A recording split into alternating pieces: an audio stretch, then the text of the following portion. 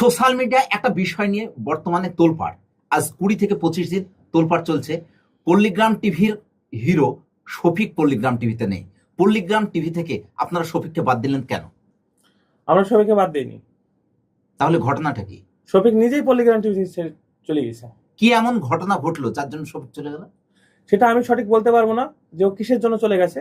কিন্তু দেখেন, আমার এখানটাতে একটা ছেলে মেয়ে নিয়ে কাজ না, এখানে 130টা ছেলে মেয়ে নিয়ে আমার কাজ। কারোর যদি আমি খারাপ কাজ দেখি, খারাপ কিছু দেখি, সে যেই হোক, তাতে আমার পল্লীগ্রাম চলুক আর না চলুক, আমি তাকে পল্লীগ্রাম টিভি থেকে বের করে দেবো। কি খারাপ এমন আচরণ করলো? কি করেনি সেটা বলে, যে ও কি করেনি। অনেক কিছু করেছে। অনেক কিছু করেছে বলতে, আপনি তো পল্লীগ্রাম টিভির ডিরেক্টর, আপনি পল্লীগ্রাম টিভিতে শফিককে নিয়ে 5 বছর কাজ করছেন। অনেক কিছু বলতে কি এমন করেছে এবং শফিক আপনার যে হাতেই 5 বড় বছর থেকে থাকার পরে চলে যেতে হবে?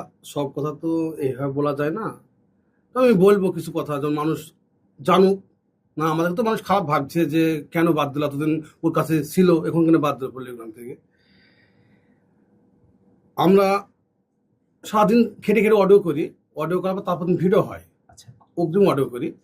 অডিও করার পর আমার ভিডিও করতে বেরিয়ে গেছে, লাস্ট সাহেব আসে না, এখানে আসেই না সকাল